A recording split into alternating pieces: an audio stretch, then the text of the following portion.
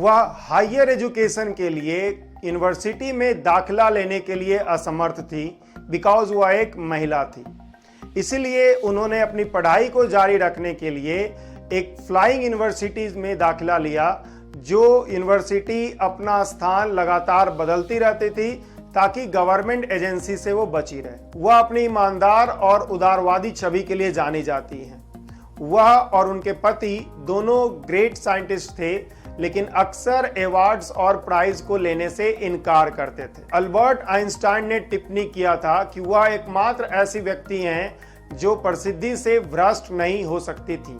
वह Nobel prize जीतने वाली पहली महिला थी, 2 नोबेल प्राइज जीतने वाली पहली व्यक्ति थी और साइंटिफिक क्षेत्र में फिजिक्स और केमिस्ट्री में नोबेल प्राइज जीतने वाली एकमात्र व्यक्ति हैं। वह 5 नोबेल प्राइज जीतने वाली पारिवारिक विरासत का हिस्सा थी। वो पहली महिला थी जिन्हें पेरिस यूनिवर्सिटी में प्रोफेसर के रूप में नियुक्त किया गया था। शुरुआत में साइंटिस्ट लोग इस बात को एक्सेप्ट कर नहीं पाए थे कि एक महिला साइंटिफिक फील्ड में इतनी सक्षम हो सकती हैं।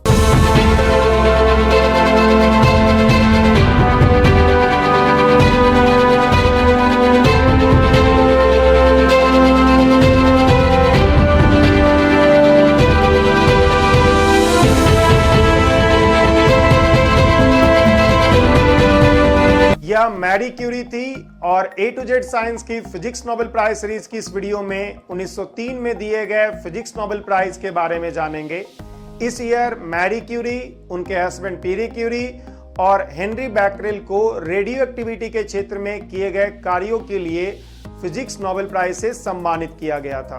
मैरी क्यूरी ने रेडियो एक्टिव आइसोटोप्स को आइसोलेट करने के लिए रेडियो एक्टिव मेथड्स का सिद्धांत का विकास किया। उन्होंने पेरिस फ्रांस और वार्सा पोलैंड में क्यूरी इंस्टीट्यूट का उद्घाटन किया, जो आज भी मेडिकल रिसर्च के प्रमुख केंद्र माने जाते हैं। मारिया सालोमिया स्लोवास्का का जन्म वार्सा पोलैंड में हुआ था, जो उस समय रूसी साम्राज्य का हिस्सा था। 10 वर्ष की उम्र में मारिया ने बोर्डिंग स्कूल में दाखिला लिया और वहां से 1883 में गोल्ड मेडल के साथ उत्तीर्ण किया। पोलैंड के स्वतंत्रता संग्राम में उनके परिवार की हिस्सेदारी के कारण उनके परिवार ने अपनी संपत्ति को खो दिया, जिसके कारण से मारिया और उनके भाई बहनों का जीवन कठिन संघर्ष में बीता। 1891 में मारिया पोलैंड से फ्रांस चली गई और कुछ दिन अपनी बहन और ब्रदर इन लॉ के साथ रही। उन्होंने पेरिस यूनिवर्सिटी में फिजिक्स, केमिस्ट्री और मैथमेटिक्स के लिए ज्वाइन किया और कम संसाधनों में अपना काम किया। ठंड के समय वो अपने सारे कपड़ों को पहन लेती थी ताकि वो ठंड से बची रह सके। दिन के समय उन्होंने स्टडी किया और शाम के समय उन्होंने ट्यूटरिंग की ताकि वो अपना खर्च निकाल पाएं।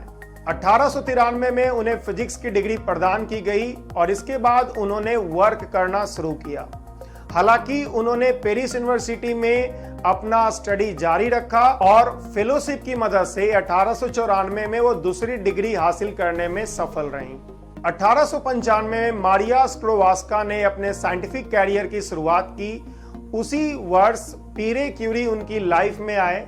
साइंस के प्रति दोनों के गहन इंटरेस्ट के कारण दोनों का एक दूसरे के प्रति आकर्षण हुआ और दोनों शादी कर लिए। पीरे क्यूरी से शादी के बाद फ्रांसीसी नागरिकता मिलने के बावजूद भी मैरी क्यूरी ने अपना नाम मारिया स्क्लोवास्का क्यूरी ही रखा, जिससे कि उनकी पॉलिश पहचान जागृत होती है। पीरी क्यूरी और मैरी क्यूरी के पास एक डेडिकेटेड लेबोरेटरी नहीं थी और वो अपने घर के पीछे एक शेड में ही अपने लैब का काम करते थे।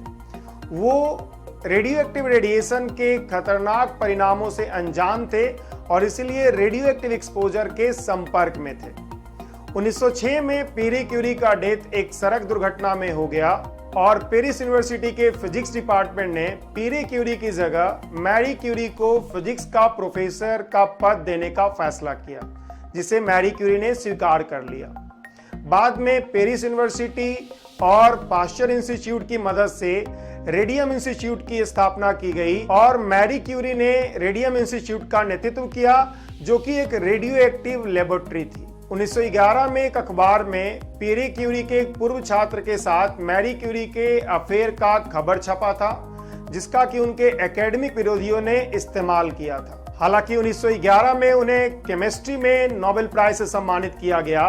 केमिस्ट्री में नोबेल प्राइज उन्हें रेडियम की खोज और उनके कंपाउंड्स के स्टडी के लिए दिया गया था। प्रथम विश्व युद्ध शुरू होने के बाद मैरी क्यूरी ने मोबाइल एक्सरे उपकरण और मोबाइल रेडियोग्राफी यूनिट्स की स्थापना की। वो रेड क्रॉस की रेडियोलॉजी की निदेशक बनी और उन्होंने युद्ध के प्रथम वर्ष में ही 200 से ज्यादा रेडियोग्राफिक यूनिट की स्थापना की, जिन्होंने बैटलफील्ड में बहुत सारे घायल सैनिकों का मदद किया। यह अनुमान है कि लगभग 1 लाख से ज्यादा सैनिक युद्ध के पहले साल में ही उनके एक्सरे डिवाइसेस और रेडियोलॉजी उपकरणों की मदद से उपचारित किए गए। प्रथम विश्व युद्ध में फ्रांसीसी सैनिकों की मदद के लिए अपने मानवीय योगदानों के बावजूद मैरी क्यूरी को फ्रांसीसी सरकार से कोई औपचारिक मान्यता नहीं मिली। 1920 में रेडियम की खोज की 25वीं वर्षगांठ के उपलक्ष्य में फ्रांसीसी सरकार ने मैरी क्यूरी के लिए स्टाइपेंड की घोषणा की, जिसके पूर्व प्राप्तकर्ता लुईस पाश्चर थे। 1921 में यूएसए के तत्कालीन राष्ट्रपति वारेन जी हार्डिंग ने उन्हें व्हाइट हाउस आमंत्रित किया और एक अभियान के अंतर्गत कलेक्टेड 1 ग्राम रेडियम को उन्हें समर्पित किया। फॉरेन में मैरी क्यूरी की लोकप्रियता को देखते हुए फ्रांसीसी सरकार बहुत शर्मिंदा हुई और मैरी क्यूरी को लीजन ऑफ ऑनर उपाधि देने का घोषणा किया। हालांकि मैरी क्यूरी ने इसे रिजेक्ट कर दिया था। 4 जुलाई 1934 को मैरी क्यूरी का डेथ रेडियोएक्टिव इमिशंस के लंबे एक्सपोजर के कारण हो गया।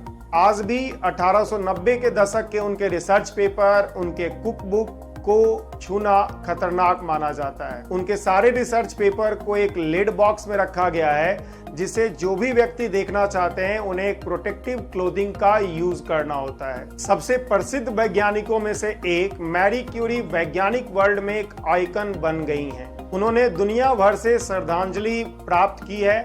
फ्रांस और पोलैंड की सरकार ने 2011 को मैरी क्यूरी का वर्ष घोषित किया है। 1911 में मैरी क्यूरी के नोबेल प्राइज विन करने के 100वीं वर्षगांठ के रूप में वर्ष 2011 को यूनाइटेड नेशन ने इंटरनेशनल केमिस्ट्री ईयर के रूप में घोषित किया है।